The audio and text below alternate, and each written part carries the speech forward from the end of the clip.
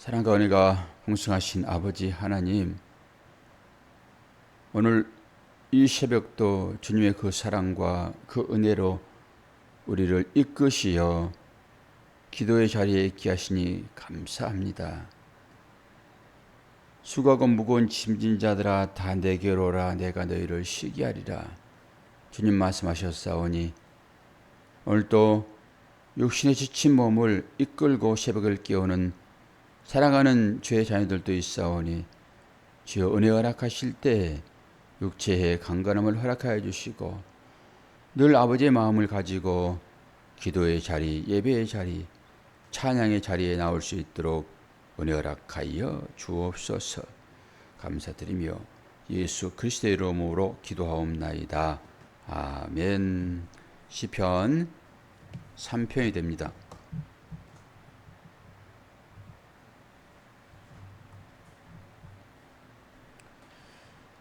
여호와여, 나의 대적이 어찌 그리 많은지요. 일어나 나를 치는 자가 많으니이다. 많은 사람이 나를 대적하여 말하기를 그는 하나님께 구원을 받지 못한다 하나이다. 여호와여, 주는 나의 방패시요 나의 영광이시요 나의 머리를 드시는 자이시니라. 내가 나의 목소리로 여호와께 부르짖으니 그의 성산에서 응답하시는도다. 셀라. 내가 누워 자고 깨었으니 여호와께서 나를 붙드심이로다. 천만인이 나를 에워싸 진친다 하여도 나는 두려워하지 아니하리이다. 여호와여, 일어나소서. 나의 하나님이여, 나를 구원하소서. 주께서 나의 모든 원수의 뺨을 치시며 악인의 이를 꺾으셨나이다. 구원은 여호와께 있사오니 주의 복을 주의 백성에게 내리소서. 셀라. 아멘. 시편의 말씀을 보면은 가로해 가지고 셀라라는 단어가 거기에 들어있는 것을 봅니다. 뭐 다른 복음서에는 거의 없죠. 다른 말씀에는 시편에 이제 셀라가 나오는데 샬라라고 하는 의미로 들어올리다, 이런 의미예요. 들어올리다. 그러니까 이건 읽어도 무방하고 읽지 않아도 무방합니다. 우리 국악에 취임새란 게 있지요. 얼쑤 이런 거. 고수가 이제 국악인들이 뭐 창을 한다든지 하면은 옆에서 북을 치면서 얼쑤 그러잖아요. 취임새. 그러니까 이거는 뭐 읽어도 되고 읽지 않아도 되고 그렇습니다. 또 시를 이제 낭독을 하니까 그 옆에다 이제 얼쑤 이렇게 얘기를 하는 거죠. 제목이 어떻게 나와 있습니까? 다윗이 그의 아들 압살롬을 피할 때에 지은 시라고 있죠. 저는 어려운 때에 아침 찬송 이렇게 제목을 달았습니다. 하나님 앞에 찬송을 드리는, 어려울 때 찬송한다는 것이 쉽지 않지요. 사실 어려울 때는 기도도 잘 안 되거든요. 그러니까 기도할 때, 찬송할 때, 때에 따라서 할 수 있어야 되는데 너무 힘들면은 그거 자체도 안 되니까 하나님, 기도할 때 기도하게 하시고 찬양할 때 찬양할 수 있도록 적당하게 건강도 주시고 적당하게 환경도 허락하여 주시어서 우리들로 하여금 그렇게 주님을 찬양하며 기도할 수 있도록 은혜 허락하여 주옵소서라고 기도해야 돼요. 그럴 때만 하나님께서 건강도 주십니다. 환경도 바꿔주십니다. 기도하면은 하나님께서 응답하신다고요. 오늘 다윗의 처지를 한번 살펴보세요. 얼마나 공경 가운데 있습니까? 이제 그럴 때 하나님께 기도하는 그 기도의 내용은 이제 간절한 기도겠죠. 1절과 2절, 6절에 보면은 많은이라는 단어가 나오잖아요. 많은. 여호와여, 나의 대적이 어찌 그리 많은지요. 일어나 나를 치는 자가 많으니이다. 그리고 2절에도 많은 사람이 나를 대적하여 말하기를 그러나 하나님께 구원을 받지 못한다 하나이다. 많은. 6절에도 천만인이 나를 에워싸며, 단어 자체는 다르지만은 여기까지 합치면 4번이에요. 4번. 그렇게 얼마나 어려움 중에 있는지를 다윗이 지금 고백하고 있어요. 그런 가운데 다윗은 지금 기도를 합니다. 기도를 해놓고 기도하면은 응답하실 것을 또 믿고, 그리고 기도하면은 자녀들의 기도는 하나님께서 들으시고 방패로 그들을 지키십니다. 우리가 왜 새벽을 깨웁니까? 힘든데. 한숨도 푹 자면 몸도 편하고 그러는데 왜 새벽을 깨우며 굳이 이렇게 새벽 시간에, 남들이 다 잠들어 있는 이 새벽 시간에 기도를 하냐고요. 그것은 하나님께서 이 시간을 기억하시고 우리들을 기다리기 때문에 그렇습니다. 그리고 기도할 때마다 하나님은 그 한 호흡 한 호흡을 다 들으신다고요. 뭐 욕심 많게 기도할지라도 하나님은 그걸 다 들으세요. 그리고 자녀들을 얼마나 세심하게 지키시고 인도하시는지. 제가 이런 유머, 하나님 앞에 유머를 쓴다는 것이 좀 민망하기는 하지만은, 이제 제가 아침에 머리를 감고 드라이로 말리면 있죠. 머리숱보다 하얀 것이 많이 보여요. 드라이 머리를 말리게 되면은 그냥 하얀 살결이 보인다고요. 그러니까 아이고 이게 몇 개 안 남았네 이런 생각이 되어지거든요. 그런데 이런 얘기들을 진짜 머리가 하나도 없는 분들 앞에서 하기가 되게 민망스럽기는 해요. 그러면서 어떤 생각을 합니까? 제가 약간 유머스럽게, 하나님 너무 수고하시는데 하나님 수고를 덜어드리려고 머리를 제가 빠뜨린다고. 왜 그렇습니까? 하나님은 머리털까지 세신 바 되었다고. 그 세실 때 얼마나 힘드시겠냐고요. 수많은 머리털을. 믿는 사람들이 얼마나 많이 있습니까? 그런 유머로 제가 제 생각을 이제 해봤는데, 이건 유머죠, 유머. 뭐 하나님 말씀을 유머로 듣기는 그러기는 하지만은, 약간의 유머는 인생의 기름칠이에요. 기름칠. 너무 그냥 빡빡하게 살 필요는 없다라고 생각이 되어집니다. 그럼 뭐가 그렇게 반듯하게만 살라고 그러는지. 주위 사람들을 이제 보면서 제 생각을 하거든요. 아이고, 그거 좀 틀어지면 어떻다고. 뭐 그렇게 반듯하게 하면 그거 좋은가? 이런 생각을 하는 거예요. 머리털을 빠더라도 그런 생각으로 감사로 나가면은 되지요. 하나님은 그렇게 오묘하게만큼 우리를 지키시고 인도하신다. 아, 머리털을 빠지 않게 하나님 관리해 주셔야지 왜 머리털을 빼놓고 그러세요? 이렇게 말할 수 있으나 이건 자연스러운 거예요. 자연스러운 것을 막게 되면은, 여러분 물이 흐르는 데 있죠. 물이 흐르는데 물을 막게 되면은 물은 넘쳐 흘리게 되어 있습니다. 낮은 곳으로 낮은 곳으로. 내려온 물보다 더 많이 막아버리는 것이 뭐죠? 댐이에요, 댐. 저수지. 물은 자연스럽게 흘러가는 것입니다.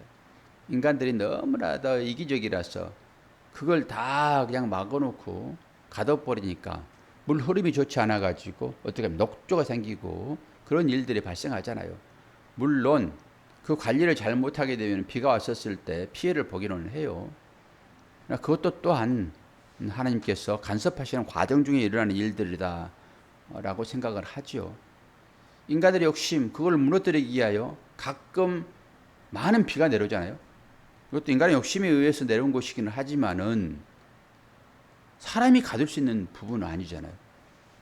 조금만 비가 많이 와도 정말 엄청난 피해를 당하는, 이것들을 생각하면서 우리는 질서대로 하나님이 인도하신 대로 따라 사는 것이 마땅한 삶이다. 자연들이 파괴되지 않으면은 그렇게까지 홍수가 나지 않아요. 인간들의 전부 욕심 때문에 사실 이런 어려운 일들이 일어나게 되는 것이지, 하나님은 우주를 지키시고 관리하신다니까요. 가만히 놔두면은 그냥 하나님께서 알아서 하세요. 근데 인간이 전부 자기 욕심을 위하여 다 벌목을 하고 개간을 하고 조치를 만들고, 이러므로 인해 가지고 생겨난 것들이 이런 것들이에요. 기후 이상. 요즘에는 환경 관리를 제대로 안 해가지고 일반적으로 석탄을 써가지고 전기를 만들고 하여, 그 아리백이라는 유명한 말이 있잖아요. 그걸 몰라가지고 그건 몰라도 됩니다라고 했던 사람이 또 있는데, 그런 것들이에요. 앞으로는 인간들이 지혜를 짜내는 것입니다. 그래서 자연적으로 얻어지는 그 전기로 가공하지 않는 것은 사지 않겠다. 이런 것이 이제 세계적인 협약이고 그래요. 어쨌든 간에 순리적으로 살아가는 것이 좋습니다. 순리적으로, 억지로 아니라. 근데 지금 억지가 여기 나타나고 있어요. 억지가. 다윗이 그런 고백을, 기도를 하고 나서 다윗이 어떻게 합니까? 편안하게 잠을 잡니다. 이게 믿음인 거지요. 자기를 지켜줄 것이다. 그리고 잠을 자지요. 염려증 있는 사람들은 밤에 잠을 못 자요. 문제를 해결하느라고. 그 문제를 해결하려고 어떤 사람은 인터넷에 켜가지고 거기서 문제를 찾고 그러면서 잠을 못 자더라고요. 좌우지간 걱정, 근심이 생기게 되면은 사람은 잠을 못 자게 돼 있어요, 기본적으로. 그런데 다윗은 지금 기도해 놓고 충분한 잠을 자고, 또 하나님은 그 기도에 따라서 하나님의 자녀된 자들을 지키신다라고 하는 것이 오늘 본문의 말씀이에요. 다윗이 어떤 환경이었을까요? 다윗을 생각하면은 참 애절하기도 해요. 다윗이 왕이 됐었을 때, 이제 차마 우리가 다 이제 배웠던 내용들이니까 아마 이런 얘기하면 금방 기억날 거예요. 사무엘하 15장에 가게 되면은 어떤 일이 일어납니까? 사무엘하 11장은 바세다를 범하는 다윗이 나와요. 그리고 사마 15장 가게 되면 그게 따라서 이제 다윗이 어려움을 당하는데, 오늘 이 시편 제목처럼 압살롬 장자가 모의해가지고 은근히 나라가 건설이 되어지고 좀 시간이 지나니까 다윗이 이 백성들을 잘 돌보지 못하는 그 환경으로 가게 되어 있어요. 그러니까 그 틈을 타가지고 압살롬이 성전 그 성문 앞에서 재판을 해주잖아요. 너희들이 어려움이 뭐니? 내가 얘기해봐, 내가 도와줄게. 이런 식으로. 왕자잖아요, 왕자. 제2인자 아닙니까? 왕자가 얘기하니까 사람들이 다 얘기를 하고, 또 들어줄 건 들어주고, 또 물질이 필요하면 또 주기도 하고 했겠지요. 그건 다 가짜였습니다. 백성들의 환심을 사기 위한 거예요. 그래서 백성들의 마음을 압살롬이 뺐습니다. 그리고 역모를 꾸미는데 아버지한테 나 지금 헤브론으로 가가지고 조금 거기서 좀 있다 오겠습니다. 제사를 드리고 오겠습니다. 뭐 이런 식으로 아버지를 얘기하니까 아버지가 그럼 그래라. 그리고 헤브론으로 갑니다. 헤브론은 압살롬의 고향이에요. 거기서 모의를 합니다. 거기에서. 그리고 내가 얘기하면은 너희들 전부 일어나야 돼. 그리고 전부 신복들을 예루살렘에 남겨놓고 헤브론에 가가지고 왕이 됩니다. 모반하려고 전부 했던 거예요. 그리고 이러한 사실들을 이제 다윗이 알고 도망가는 거잖아요. 그때 도망갈 때 우리 다 배웠어요. 다 읽고 해석을 다 했습니다. 다윗의 마음을 충분히 이해할 수 있겠죠. 다윗이 예루살렘을 포기합니다. 원래 다윗은 헤브론에서 왕이 됐어요. 다윗도. 근데 헤브론을 버리고 수도를 버리고 예루살렘을 수도로 옮겨버렸단 말이에요. 그러니까 수도를 옮길 때 지금도 그러잖아요. 지금도 수도를 옮긴다고 그러면은 그 지역 사람들은 막 반기를 들지요. 수도가 옮겨지면은 상권이 무너지기 때문에 쉽지 않아요. 그런 것들이. 헤브론 사람들은 그런 경험을 한 번 했지요. 그리고 거기에서 이제 압살롬이 이제 왕이 되니까 어떤 생각을 했는지 좌우지간 다윗이 피하잖아요. 다윗이 피할 때 따르는 사람들이 있었어요. 물론 제사장 사독이 따랐고, 그리고 또 다른 그들의 자녀들도 따랐고, 그럴 때 다윗은 야 너희들 오면 안 돼. 너희들 오면 안 되고 여기 남아 있어서 이 사람들이 뭘 꾸미는지 나에게 보고해. 사실 이렇게 신앙생활 할 수 있어요. 우리가 모든 것들을 다 하나님께 맡겨버리고 하나님 뜻대로 하시옵소서라고 해버릴 수 있어요. 자기는 전혀 계획을 세우지 아니하고 그냥 세월 흘러가는 대로 그냥 놔둬버리는, 그것이 옳은 믿음 같기도 하겠으나 다윗은 그러지 않아요. 다윗은 방비를 합니다. 물론 아들과 전쟁하기 싫어서 수도를 버리고 도망가기는 하지만은 남겨놓은 자들이 있었단 말이에요.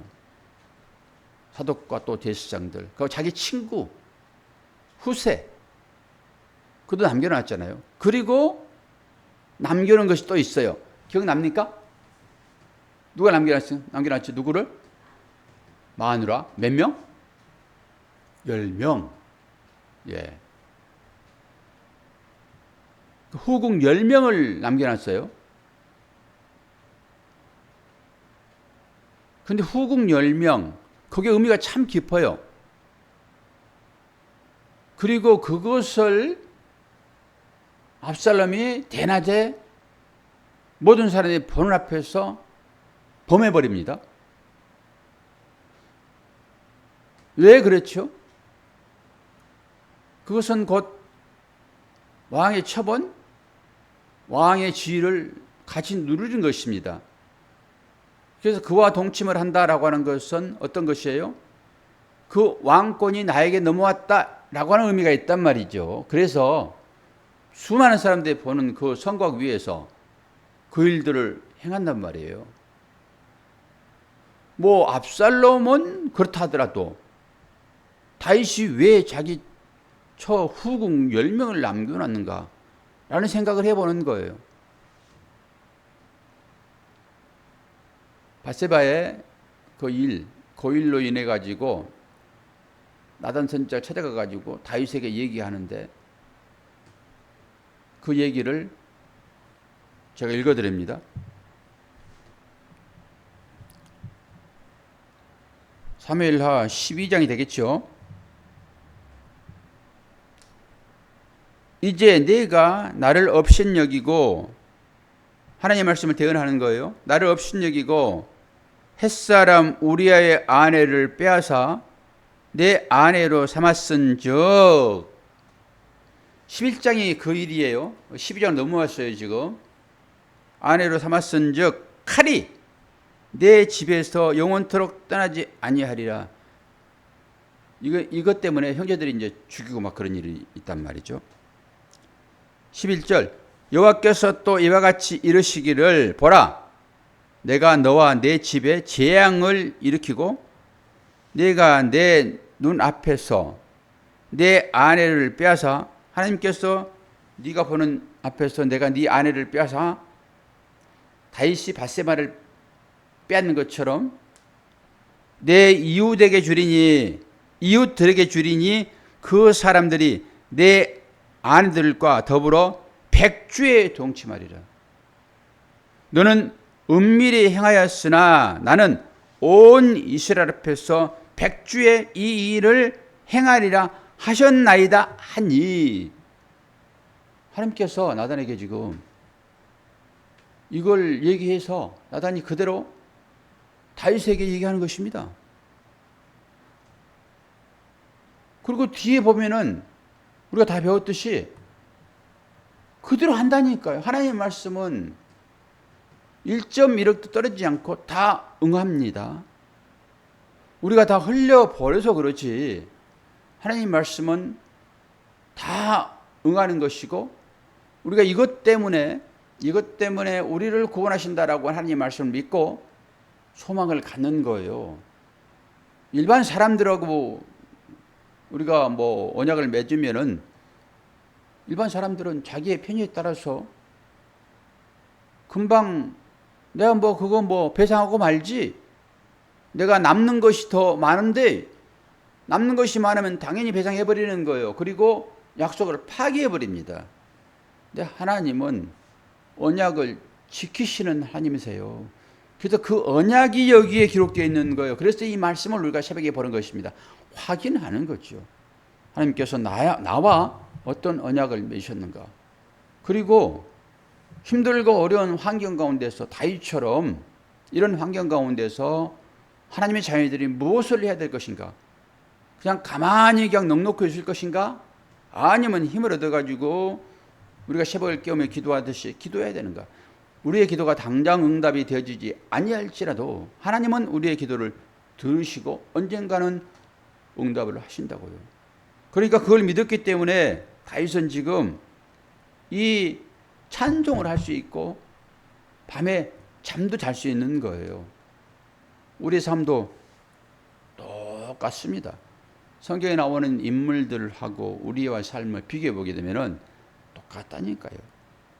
그들에게 있는 것이 우리에게 다 있고 우리에게 있는 것이 또 그들에게 있었으므로 그들의 삶을 우리가 되짚어 보면서 우리도 똑같이, 우리가 겉으로 보기에 아닌 것처럼 얘기하지만은 다 똑같이 내면을 살펴보게 되면은 다 똑같이 다 약한 자들이지. 그러니 당연히 강하신 하나님 앞에 기도하는 게 마땅하고, 기도하면은 믿어야죠. 우리가 다른 뭐 길 가는 나그네에게 기도한 게 아니잖아요. 이웃집 아저씨에게 기도한 게 아니잖아요. 우리의 삶을 주관하시고 인도하시고 머리털까지 세신 받으신 그 하나님 앞에 기도하잖아요. 눈동자처럼 우리를 지키시는 그 하나님 앞에 간구하잖아요. 그때 하나님께서 길을 막으실까요? 아니란 말입니다. 하나님은 우리의 기도를 들으시고 다윗을 지키신 것처럼, 그러니까 편안한 잠을 이루게 되지요. 여러분 주무실 때 기도를 하고 주무십니까? 그러지 아니할지라도 하나님은 우리의 단잠을 지키시고 새벽을 깨우셔서 오늘 이렇게 기도의 자리에 나온 것처럼 앞으로 남은 우리의 삶도 하나님께서는 우리를 지키시고 끝까지 믿음을 배신하지 아니하도록 우리를 지키실 것입니다. 그 과정 가운데 있다는 것을 명심하시고, 오늘 또 무더운 날씨가 계속되어지지만은 건강 잘 지키셔서 이 새벽이 저와 여러분들에게 복된 시간이기를 바랍니다. 기도하겠습니다. 아버지 하나님, 오늘도 새벽을 깨우며 주 앞에 나온 우리들, 우리의 간구에 응답하시고 항상 우리의 호흡을 지키시는 그 주님을 찬양합니다.